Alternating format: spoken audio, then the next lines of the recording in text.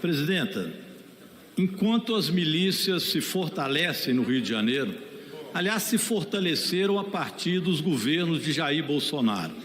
Jair Bolsonaro tinha ligações, ele e sua família, muito forte, tem ainda, com milicianos. Foi o que nós vimos quando ele deu, inclusive, medalhas para milicianos, colocou milicianos no seu gabinete e fortaleceu as milícias no Rio de Janeiro.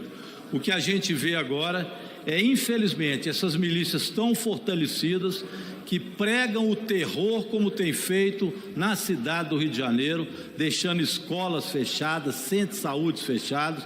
É o bolsonarismo na sua raiz miliciana. É lamentável o que acontece. E às vezes me parece até com aqueles bolsonaristas que vieram aqui e que tudo quebraram, tentando fazer com que o Brasil acabasse o sistema democrático e imperasse um golpe de Estado organizado e orquestrado por Jair Bolsonaro. A CPMI do golpe descobriu isso tudo e colocou isso às claras.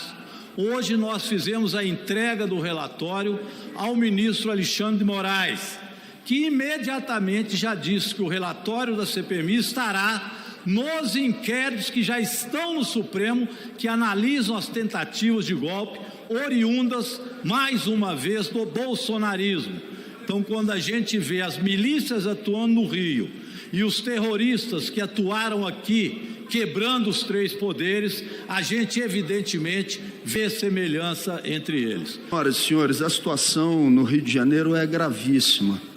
E a pergunta que nós não podemos deixar de fazer: qual é o plano estruturado por parte do governo estadual no enfrentamento, na superação ou pelo menos na minimização de grupos territoriais armados, de controle armado dos territórios? Do jeito que está, é impossível continuar. Ontem se falou muito da Zona Oeste. A Zona Oeste do Rio de Janeiro é uma região historicamente abandonada nos direitos e nas garantias sociais. E essa política de ampliação do Estado policial como alternativa, no final das contas, direta ou indiretamente, vem a fortalecer as milícias. Cadê, senhor governador do Estado do Rio de Janeiro, um plano estruturado? Não existe. Milícia é máfia. Com essa frase, nós fazíamos o debate político sobre a questão do poder e da caracterização desses grupos paramilitares que exploram economicamente territórios no Rio de Janeiro, lá em 2006, 2007, quando a CPI das milícias, presidida por Marcelo Freixo, destrinchou esse assunto há mais de 10 anos e apresentou uma série de propostas, a grande maioria delas nunca implementada. E a questão é que a situação só piorou, seja na quantidade de milícias existindo no território do Rio de Janeiro, seja na quantidade de territórios que elas dominam. Elas estão muito mais fortes, muito mais poderosas, em articulação com uma série de outros grupos criminosos no Rio de Janeiro. Agora, eu acho que é de uma pouca vergonha que bolsonaristas venham para cá tentar apontar para o governo Lula alguma responsabilidade sobre o poder das milícias do Rio de Janeiro. Quem tem vizinho, amigo, aliado político, assessor nomeado em gabinete suspeitos de integrarem milícias, não é o PT, não é o PSOL, não é o presidente Lula. São os bolsonaristas, e suspeitas recaem até mesmo sobre a própria família do ex-presidente inelegível Jair Bolsonaro. Portanto, é preciso que se diga que cada um tem que assumir as responsabilidades. Passou a vida tentando justificar a existência das milícias e agora tentam capitalizar politicamente o que está acontecendo no Rio de Janeiro.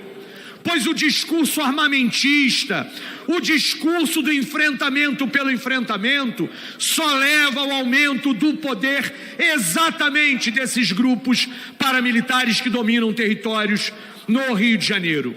E quero lembrar que Wilson Witzel, governador em 2018, era bolsonarista de carteirinha, até abandonar o chefe que resolveu ameaçar. Cláudio Castro é filiado ao PL. Assumam as responsabilidades. A arma que estava sendo usada ontem pelo miliciano morto saiu de mãos de pessoas das forças policiais do Rio de Janeiro. Eu estou absolutamente convencido de que o grande problema a enfrentar é desmantelar a força política das milícias. E isso é preciso ter vontade política e não continuar passando a mão na cabeça de governador que deixou o Rio de Janeiro às moscas e não tem a mínima condição, apenas para cumprir uma frase, de enfrentar o caos da segurança pública no Rio de Janeiro. Rio de Janeiro das milícias, um estado miliciano.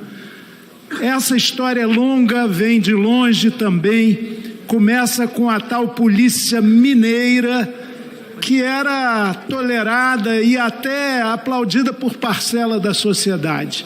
Os tempos foram avançando e aqueles que faziam justiça com as próprias mãos, que é sempre um perigo, é sempre uma truculência, é sempre morte à vida, se transformaram em milicianos. Em nome de combater o tráfico, mais recentemente até a ele se aliaram. E a conivência das autoridades, autodefesa comunitária, mal necessário, várias autoridades, governadores e prefeitos do Rio de Janeiro se sucederam com essa, mais do que conivência, mais do que convivência, essa conivência com esse poder que não é nem mais paralelo, é um poder que está incrustado no executivo, no legislativo, em setores do judiciário. Portanto, o estado do Rio de Janeiro foi sequestrado por grupos criminosos. Claro que não totalmente, ainda bem, mas com muita força eles determinam até em períodos eleitorais quem vai entrar na comunidade A, B ou C, quem vai ter o apoio da população local ou não, tem poder de veto. E isso explodiu ontem numa ação mal planejada, para variar, no mínimo, porque se você faz uma ação contra uma milícia poderosa e um chefe forte, você sabe que terá uma reação. Então, é preciso se planejar para isso, mas não.